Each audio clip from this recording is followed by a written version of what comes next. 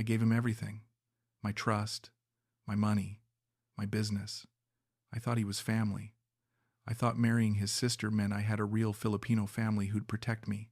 But the day I signed those papers, I didn't just lose my company. I lost my freedom. And by the time I realized what was happening, it was already too late. I didn't come to the Philippines looking for love. I came looking for peace. My wife Sarah died 2 years before I left Gold Coast. Cancer took her in 8 months. 8 months of watching the strongest woman I'd ever known fade into someone I barely recognized. After the funeral, I stayed in our house for a year. I kept her coffee mug on the counter. I didn't move her reading glasses from the nightstand. I told myself I was healing, but I was just existing. My daughter called every week from Sydney. Dad, you need to get out, travel, do something. She meant well, but she didn't understand. I wasn't ready to do anything. Then one night I was sitting in that empty house and I realized I'd become invisible. I went to the grocery store and no one looked at me.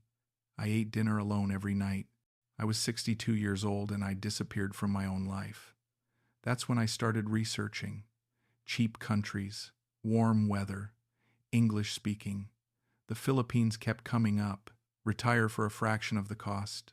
Beautiful islands, friendly people. I booked a one-way ticket to Cebu 3 weeks later. The first 2 months were exactly what I needed.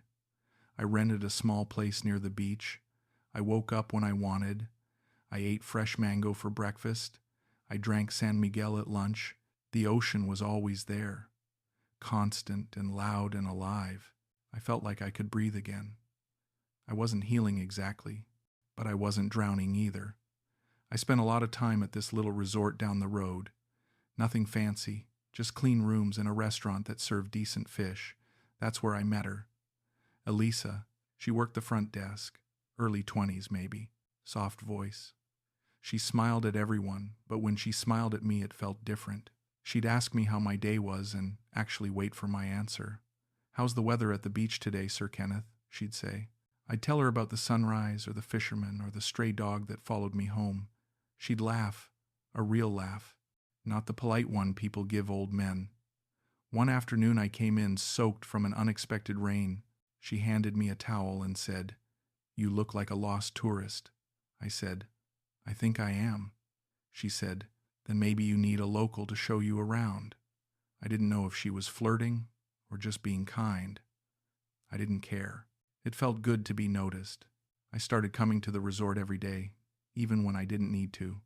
I'd order coffee I didn't drink just to sit at the front desk and talk to her. She told me about her family, about growing up in a barangay outside Cebu, about wanting to study tourism but not being able to afford it. I told her about Sarah, about Gold Coast, about my import business that I'd sold before I retired. She listened like my stories mattered. One evening after her shift ended, I finally asked, "Elisa, would you like to have dinner sometime?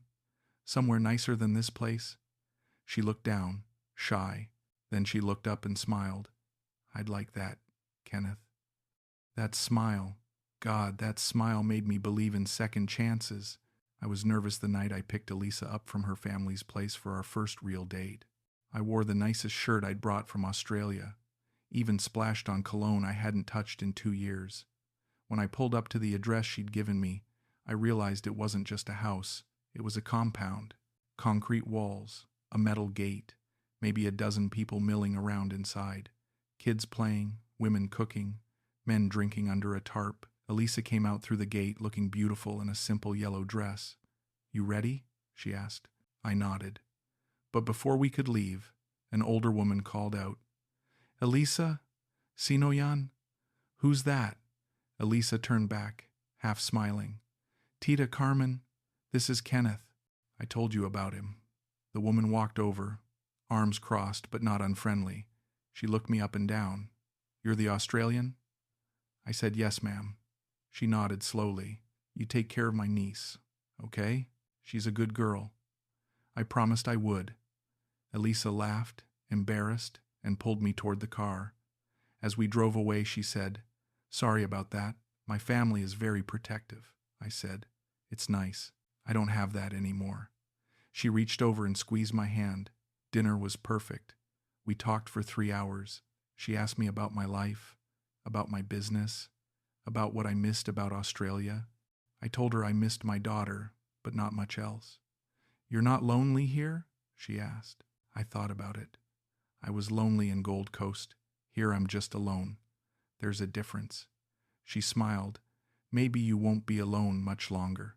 Over the next few weeks, Elisa and I saw each other almost every day.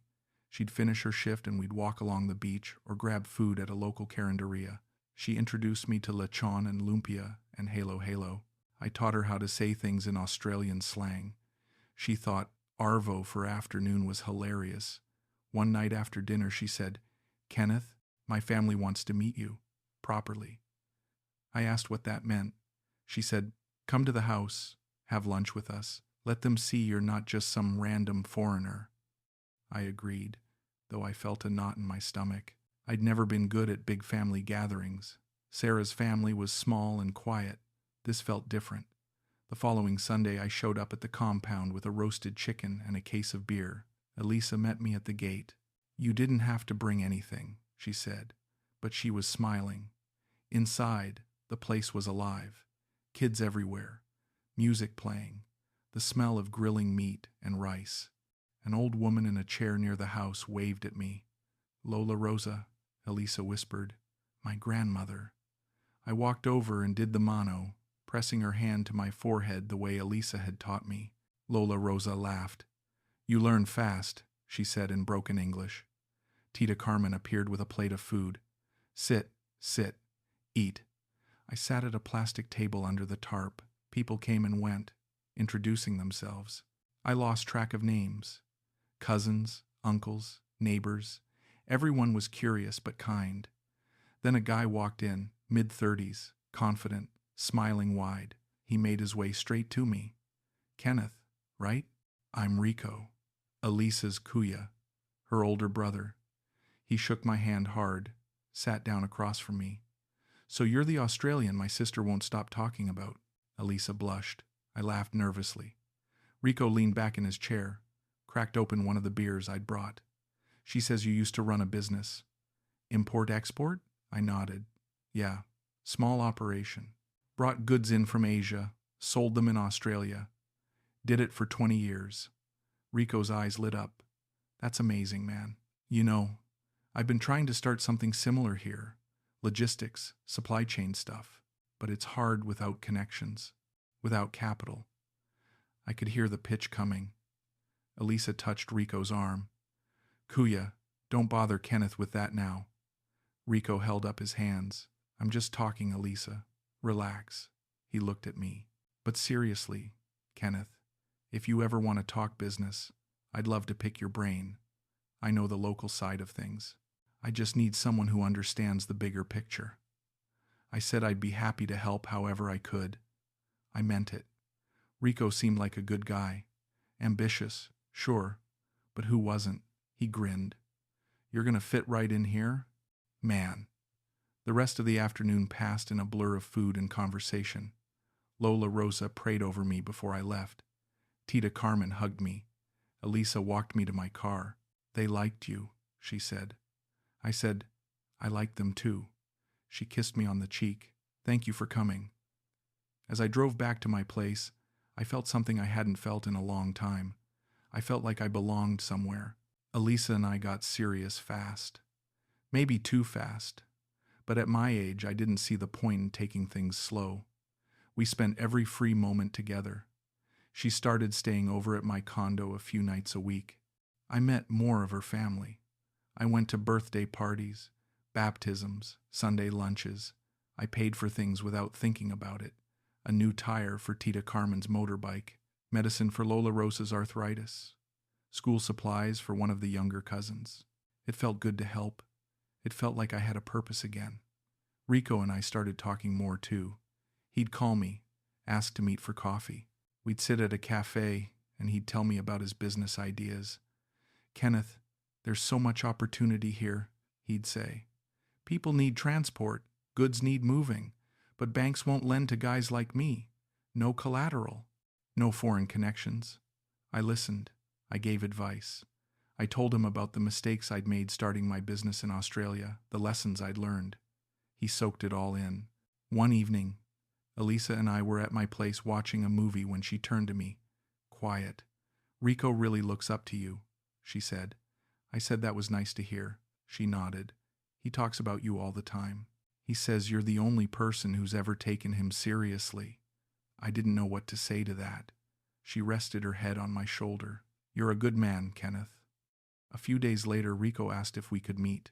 Not at a cafe this time. At his place. He wanted to show me something. I drove out to the compound. He led me to a small room in the back, a makeshift office. Papers spread everywhere, a whiteboard with notes and diagrams. "This is the plan," he said. He walked me through it.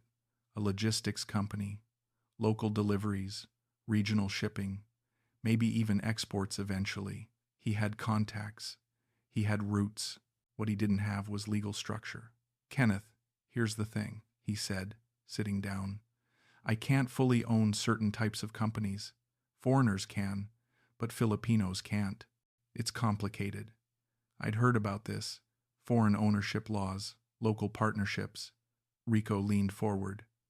"What if you help me register the business? Your name on the paperwork. I'd handle everything else. Operations, clients, deliveries. You'd just be the official owner." I felt a tightness in my chest. I said I didn't know. Rico nodded, not pushy. "I get it, man. It's a big ask. But I trust you, and I think you trust me." I said I needed to think about it. That night I called Miguel, a guy I'd met through an expat group. He'd helped me navigate visas and paperwork when I first arrived.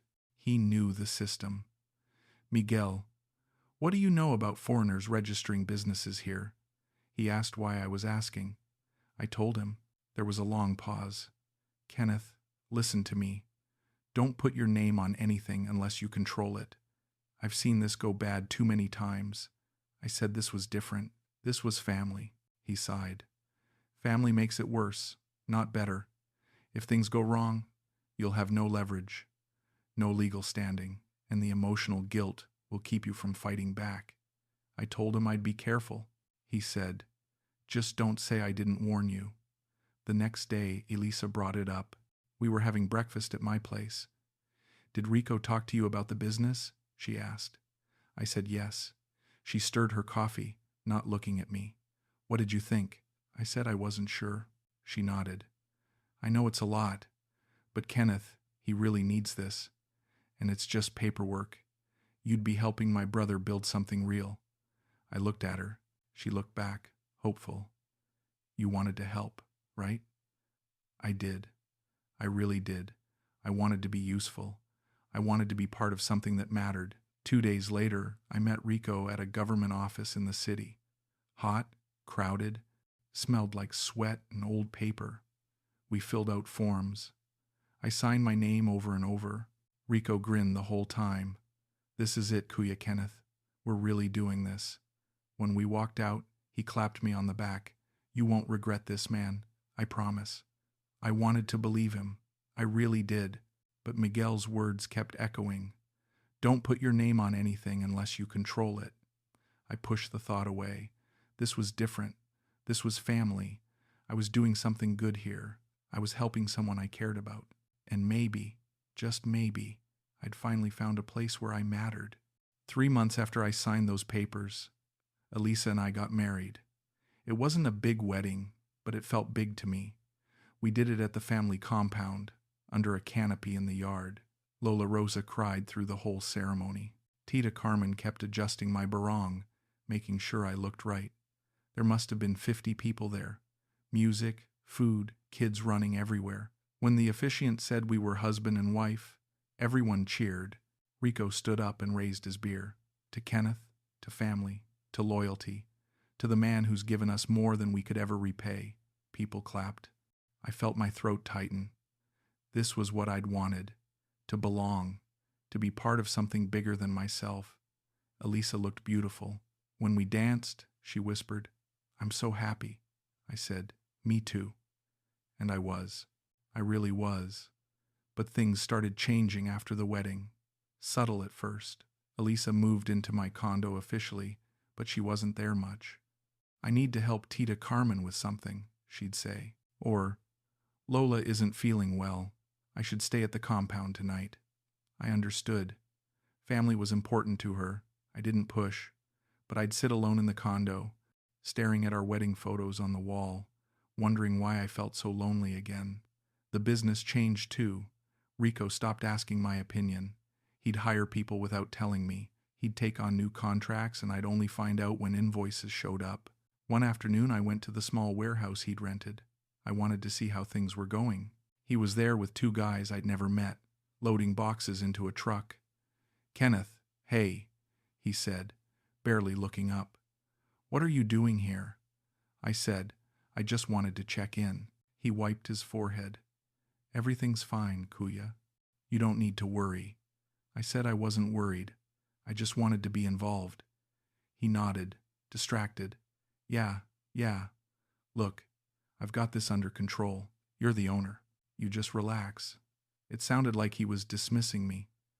I wanted to say something, but I didn't. I didn't want to seem controlling.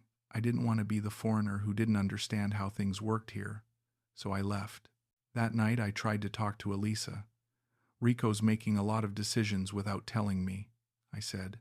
She was folding laundry, didn't stop. "He's just excited, Kenneth. You wanted him to run the business, right?" I said yes, but I still wanted to know what was happening. She looked at me, tired. "He's doing his best. You have to trust him." I said I did trust him. She went back to folding, then let him work. I felt like a guest in my own marriage. Later that week, Tita Carmen stopped by the condo. Elisa was at the compound. Carmen sat at my kitchen table, hands folded. "Kenneth, I need to ask you something." I said okay. She looked uncomfortable. "It's Lola Rosa. Her medicine is very expensive now. The doctor said she needs a different kind. It's 2,000 pesos a week." I didn't hesitate. I took out my wallet and handed her 5,000. She smiled, relieved. "Thank you. You're very kind. Elisa is lucky to have you." She left. I sat there staring at the empty wallet. I wasn't rich. I had my retirement savings, my pension, but the money was going out faster than I expected. The business, the family, the little requests that never stopped. I told myself it was fine. This is what family did. They helped each other. But late at night, sitting alone in that condo, I started wondering if I'd made a mistake. Not about coming to the Philippines, not about marrying Alisa, but about thinking that signing my name on a piece of paper would make me part of something real. I looked at the marriage certificate on the wall.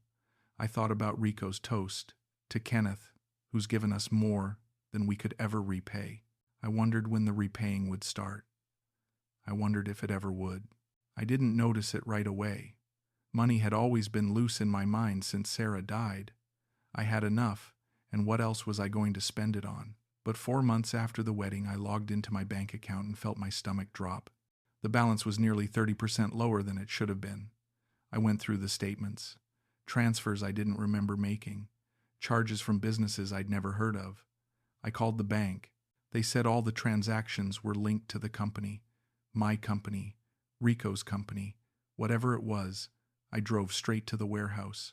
Rico was there with a clipboard, checking inventory. "Rico, we need to talk," I said. He looked up, casual. "What's up, Kuya?" I pulled up the bank statement on my phone. "What are these charges? These loans?" He glanced at the screen, shrugged. "Business expenses. We needed to expand, buy more vehicles, hire drivers."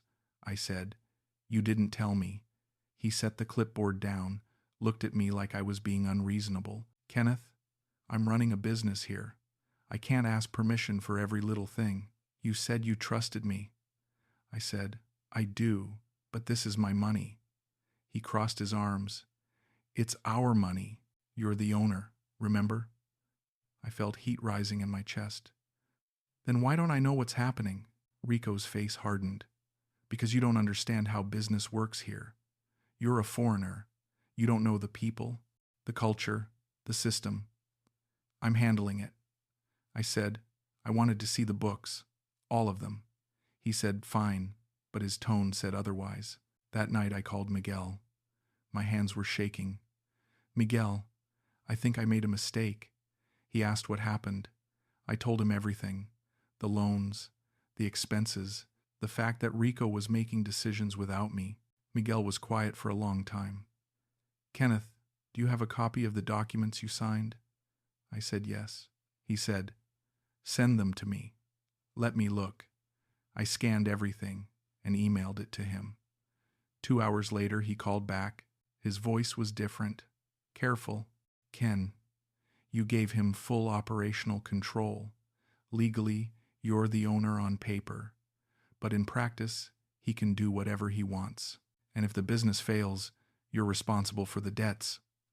I felt like the floor had dropped out from under me. What do you mean? He explained it. The way the company was structured, Rico had authority to sign contracts, take loans, make financial decisions, all under my name. I was liable for everything. How do I fix this? I asked. He paused. You can't. Not easily. You'd have to dissolve the company or force him out. But if he's already signed contracts, if there are employees, if there are debts, you'll be the one who has to pay, not him. I asked if I could just walk away. He said no. Ken, your name is on everything. If you walk away and the business collapses, creditors will come after you, not Rico. I hung up and sat in the dark. I thought about calling Elisa, but I knew what she'd say. He's my brother. You wanted to help. I thought about confronting Rico again, but what would that do? He'd already made it clear I was just a name on a piece of paper. I felt trapped, ashamed. Stupid. How had I let this happen? How had I been so blind? The next morning I went to see a lawyer. A small office downtown. Attorney Robles. Middle-aged guy. Tired eyes. I explained the situation. He listened, taking notes. When I finished, he leaned back in his chair. Mr. Kenneth, do you have proof that your brother-in-law misled you? I said no. He said, did he force you to sign the documents? I said, no. He nodded. Then under Filipino law, you entered into this agreement voluntarily.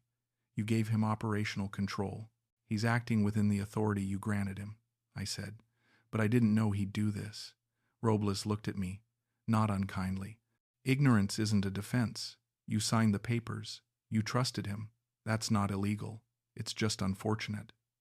I asked if there was anything I could do. He said I could try to negotiate with Rico, dissolve the company, buy him out.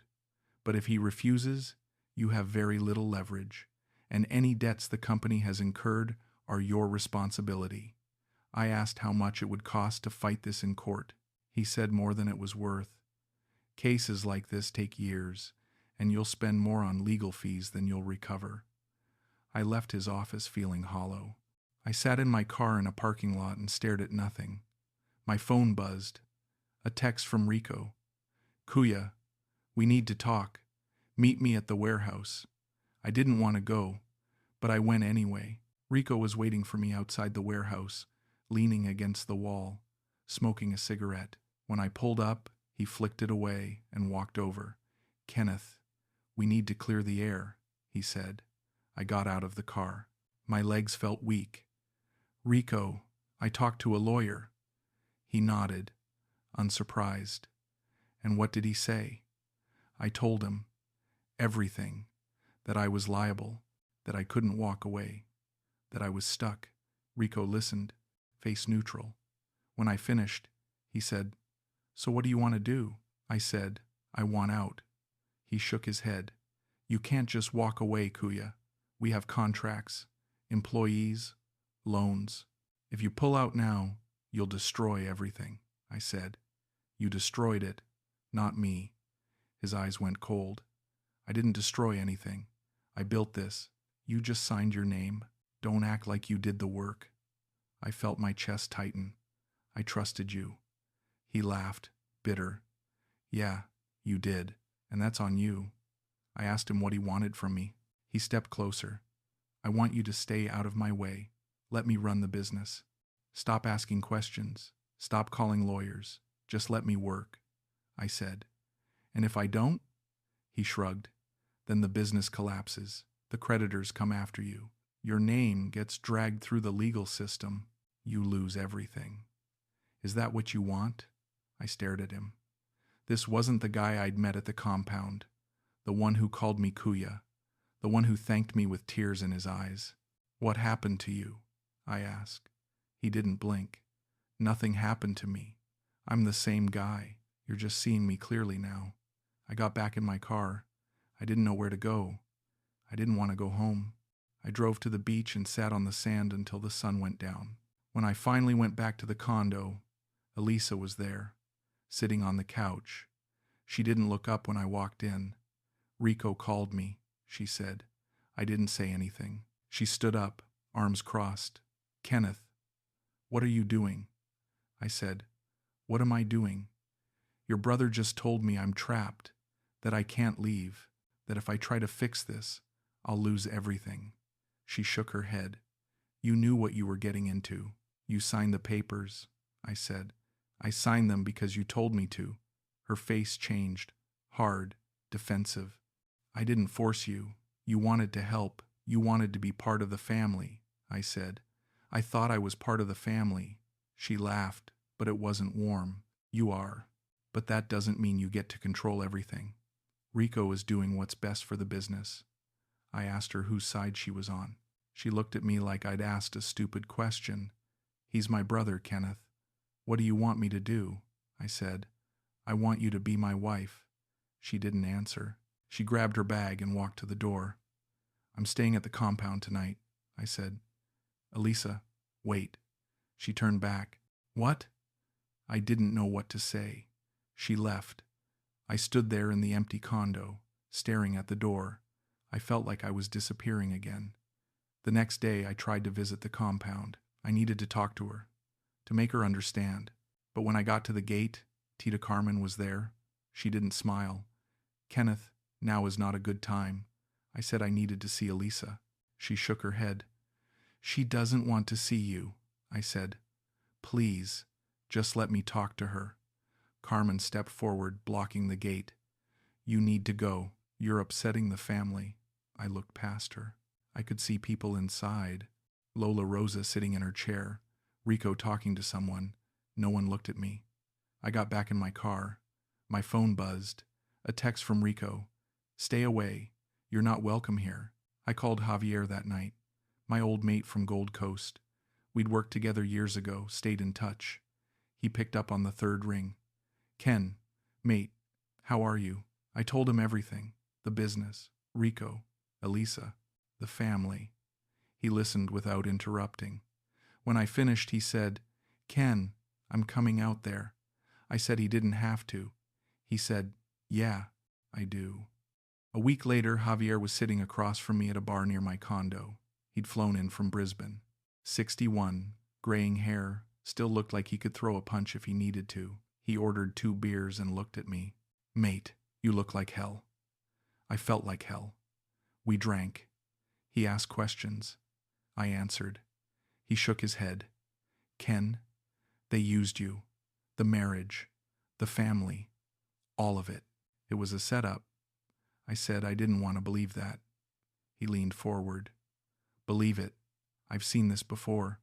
Not exactly like this, but close enough. Expats come here looking for something. A second chance. A family. And people see that. They see the loneliness. And they use it. I said, Elisa loved me. I know she did. Javier didn't argue. He just said, maybe she did. But love doesn't mean she was on your side. We drank in silence for a while. Then he said, what are you going to do? I said, I didn't know. He said, you can't stay here, mate. Not like this. You're trapped. You're bleeding money. And they're never going to let you go. I said, where do I go? He said, anywhere, just not here. Over the next few days, Javier helped me think through my options. We met with Miguel. We reviewed the documents again. The conclusion was always the same. I couldn't win. I couldn't get my money back. I couldn't force Rico out. The best I could do was cut my losses, dissolve the business, and take the hit, or walk away and let it collapse, knowing I'd be liable for the debts. Either way, I'd lose. Javier pushed me to choose. The longer you wait, the worse it gets. Make a decision. I decided to dissolve it. I contacted Rico, told him I was shutting the company down. He laughed. Good luck with that, Kuya. You'll destroy yourself in the process. I didn't care anymore. I hired Robles to start the paperwork. It would take months, maybe a year, and it would cost me most of what I had left, but I needed it to end. One afternoon I got a text from Elisa. Can we meet? I said yes. She suggested a cafe in the city. Quiet, neutral ground. I showed up early, sat in the back, ordered coffee. I didn't drink. When she walked in, I barely recognized her. She looked tired, thinner. She sat down across from me. We didn't say anything for a long time. Finally, I asked, "Why did you want to meet?" She looked at her hands. "I wanted to see if you were okay." I almost laughed. "Do I look okay?" She shook her head. "No." I asked her what she wanted from me. She said, "I don't know." I leaned forward. "Elisa, was any of it real?" She looked at me then. Really looked at me. Her eyes were wet. "I liked you, Ken. I did. But my family needed help, and you were willing to give it. I felt something break inside me. I'd known it. I'd known it for weeks. But hearing her say it out loud was different. I pulled an envelope out of my bag. Annulment papers. I slid them across the table. She stared at them. "You want to end it?" I said. "It's already over." She picked up the pen, signed her name. Didn't hesitate. When she stood up, she said, "You'll be okay, Kenneth. You always land on your feet." I watched her walk out of the cafe. I didn't cry. I just sat there, staring at my cold coffee, thinking about everything I'd given. My trust, my money, my heart, and how little of it had mattered. 2 months later, I left Cebu. I didn't go back to Gold Coast. I wasn't ready for that. I moved to a small town on a different island, somewhere quiet, somewhere I didn't know anyone. I rented a cheap apartment near the water. 1 bedroom, barely any furniture. It was enough. I started doing freelance consulting online, just enough to get by. I reconnected with Javier. He called once a week to check on me. I reconnected with my daughter too. She didn't ask too many questions. She just said, "I'm glad you're okay, Dad." The business dissolved eventually. It took 8 months and cost me nearly everything I had left. But it was done. Rico kept the warehouse, the vehicles, the clients. I kept the debts. It wasn't fair. But fairness had stopped mattering a long time ago. I thought about Alisa sometimes. Wondered if she ever thought about me. Wondered if she regretted any of it. I doubted it. She'd made her choice. I'd made mine. One morning I was sitting on my balcony, drinking coffee, watching the sun come up over the water. The sky was pink and orange. The air was cool. I thought about the last 2 years, about Sarah, about loneliness, about thinking I could fix it by finding someone else. I thought about the red flags I'd ignored, Miguel's warnings, Rico's charm, Elisa's distance after the wedding. I'd seen all of it. I just didn't want to believe it. I didn't regret coming to the Philippines. I regretted thinking that belonging to someone else's family would fill the emptiness inside me. I was 62 years old. I was broke. I was alone. But for the first time in a long time, I wasn't pretending anymore. I wasn't pretending to be part of something I wasn't. I wasn't pretending that love could be bought or that family could be borrowed. I was just me, sitting on a balcony, drinking bad coffee, watching the ocean. And maybe that was enough. Maybe that was all I needed. The waves kept coming. The sun kept rising. And I was still here, still standing, still breathing. I didn't know what came next, but I knew I'd survive it. I'd survived worse, and that, somehow, felt like a victory.